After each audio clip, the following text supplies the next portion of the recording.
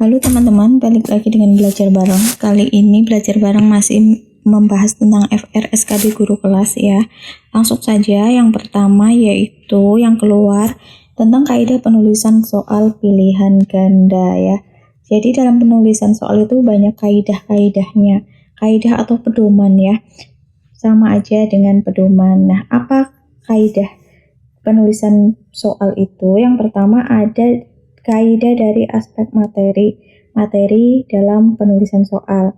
Yang harus dipahami pertama, satu, soal harus sesuai dengan indikator. Kemudian yang kedua adalah pengecoh berfungsi. Jadi kan dalam pilihan ganda itu ada pilihannya A, B, C, D, E. Nah, itu dalam menuliskan jawabannya pengecoh, ada namanya pengecoh. Nah, pengecoh ini harus berfungsi, harus bisa membuat si pembaca soal itu mempertimbangkan pengecoh itu untuk menjadi jawabannya, padahal kan bukan seperti itu. Artinya mirip-mirip dengan jawaban yang benar. Kemudian yang ketiga, setiap soal harus mempunyai satu jawaban yang benar atau yang paling benar. Jadi tidak boleh ada jawaban ganda. Itu adalah dari segi aspek materi dalam pedoman penulisan soal pilihan ganda. Nah, yang kedua dari aspek konstruksi. Konstruksi itu ya tulisannya ya. Konstruksi. Apa saja kaidahnya? Yang pertama, soal harus sesuai dengan indikator ya. Yang kedua, pilihan jawaban harus homogen dan logis.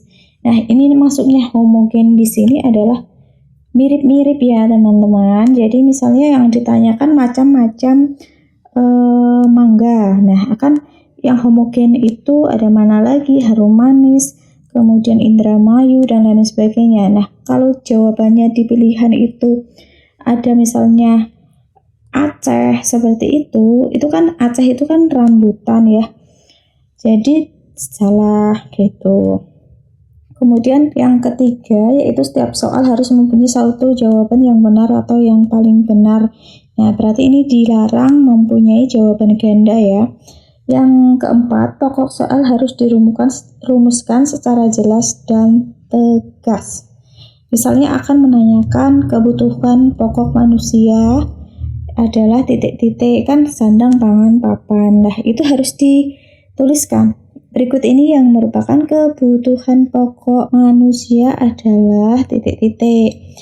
Seperti itu, namanya jelas dan tegas, karena yang ditanyakan sesuai indikator yaitu tentang kebutuhan pokok. Kemudian yang kelima, pokok soal jangan memberi petunjuk ke arah jawaban. Misalnya seperti ini, burung mempunyai bentuk paruh yang lancip. Itu merupakan contoh adaptasi perubahan titik-titik. Kan jelas kalau bentuk paruh itu kan perubahan bentuk ya. Jadi dilarang seperti itu. Jadi memberikan petunjuk kata-kata yang diulang dalam soal itu keluar di jawaban itu tidak boleh. Yang keenam, pokok soal jangan mengandung pernyataan yang bersifat negatif ganda. Intinya itu soal itu tidak boleh mengandung kata negatif. Kemudian 7, panjang rumusan pilihan jawaban harus relatif sama. Tidak boleh misalnya A 2 kata, B 5 kata, C 10 kata, itu tidak boleh. Kalau misal A 2 kata, B 3 kata, C 2 kata, itu boleh. Itu namanya relatif sama.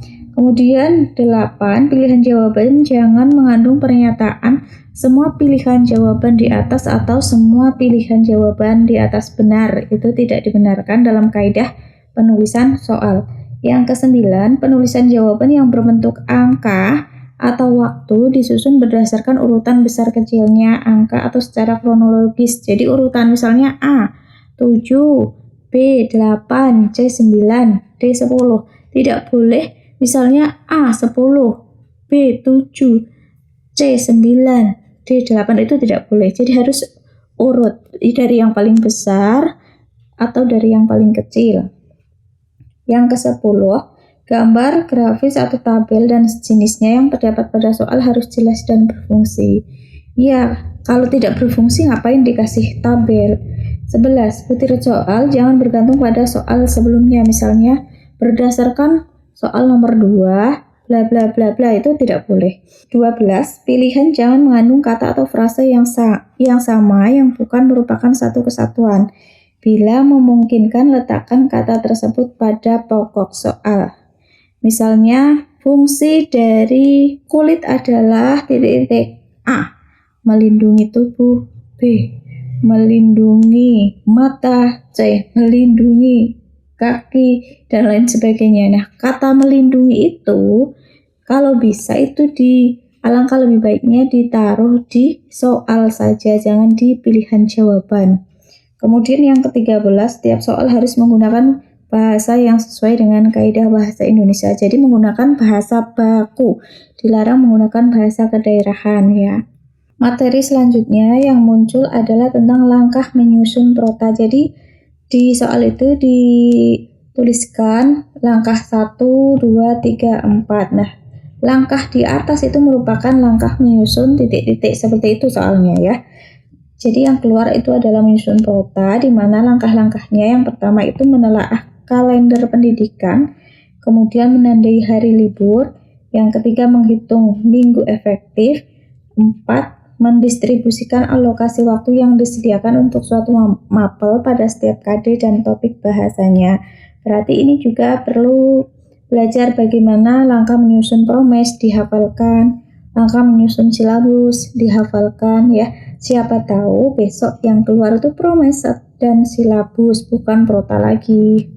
Materi yang selanjutnya yaitu tentang urutan komponen silabus. Jadi kan silabus itu terdiri dari banyak komponen. Nah, komponen itu secara urut itu apa saja sih? Seperti itu. Nah, komponen silabus itu kan ada pertama identitas mapel ya.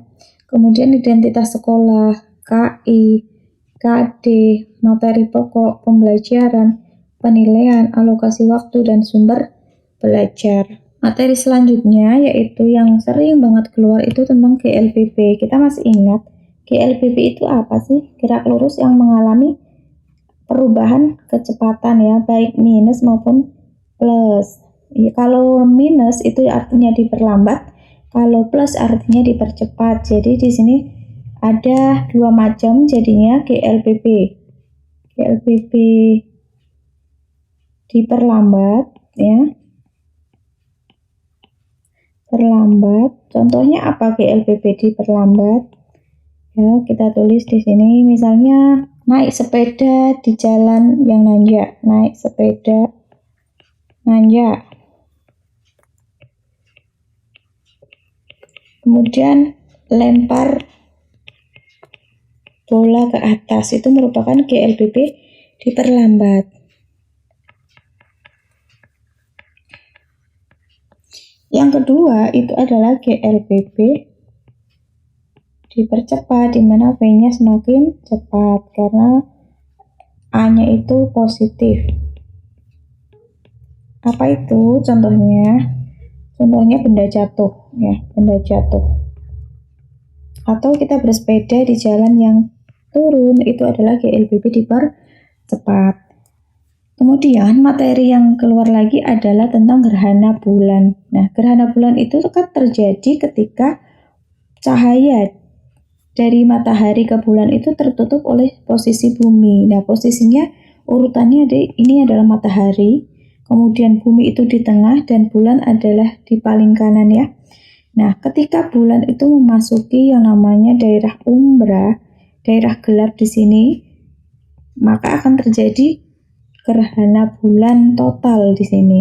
Kenapa gerhana bulan total? Karena sama sekali tidak ada cahaya matahari yang terpantul dari bulan ini ke bumi, sehingga dari bumi kelihatannya bulan itu gelap, makanya disebut gerhana bulan.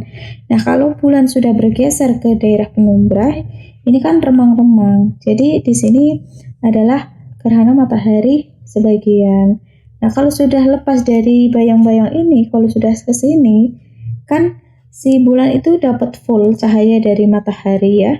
Kemudian bisa dipantulkan ke bumi secara utuh. Jadi di sini sudah tidak ada lagi gerhana. Materi selanjutnya yaitu tentang in situ dan ex situ. Apa sih in situ dan ex situ itu ya? Jadi in situ, kalau in situ itu adalah upaya pemeliharaan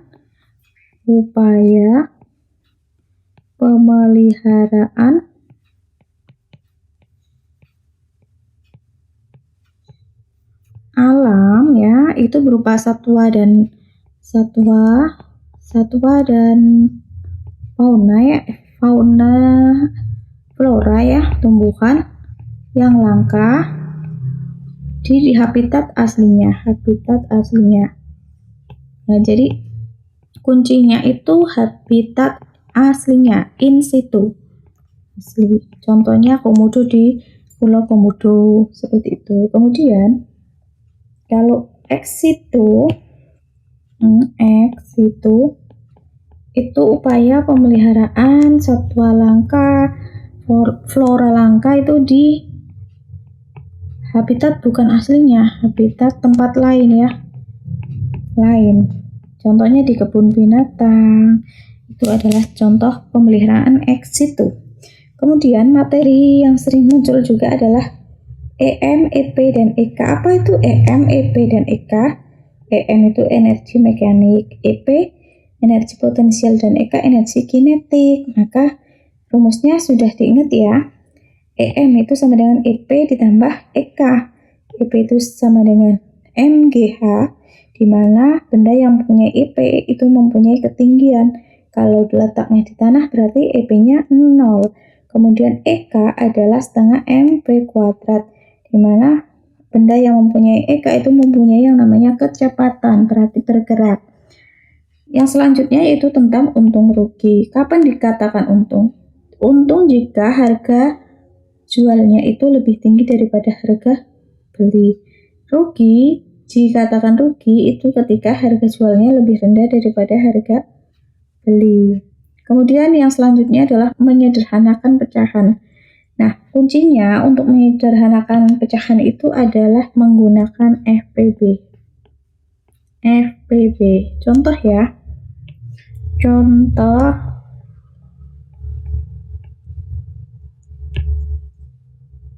Sederhanakan bilangan 24/30. Nah, sekarang perhatikan FPB 24 dan 30 itu berapa ya? Kita lihat ya. Kita cari dulu yang namanya faktorisasi. Ini kan 2 pangkat 2 pangkat 3 ya, kali 3. Kemudian 30 itu 2 kali 3 kali 5. Nah, sekarang sudah diketahui FPB-nya berapa? FPB 2 kali 3 sama dengan 6. Nah, untuk mencari bentuk pecahan yang paling sederhana dari 24/30 itu berarti 24/30 dibagi berapa? Sini 6, sini 6 sama dengan 4/5. Nah, kalau sudah dibagi dengan yang namanya FPB, sudah dipastikan ini adalah bentuk bilangan yang paling sederhana. Materi selanjutnya yaitu tentang KPK. Apa sih KPK itu? Kelipatan persekutuan terkecil. Kita pakai contoh 24 dan 30 aja ya. KPK berarti 30 dan 24. Ini kan faktornya 2 pangkat 3 kali 3, kemudian 2 kali 3 kali 5. Nah, untuk KPK itu rumusnya apa? Dikalikan baik faktor yang sama maupun faktor yang tidak sama. Berarti kalau yang sama itu diapakan? Dicari yang pangkatnya paling gede. 2 pangkat 3 kali 3 kali 5 sama dengan 2 pangkat 3 itu kan 8. 8 kali 3 itu 24. 24 kali 5 itu adalah 120. Jadi KPK antara 24 dan 30 adalah 120. Itu contohnya. Nah, demikian dulu ya teman-teman untuk pembahasan FR kali ini. Jangan lupa klik like, share, and subscribe. Terima kasih.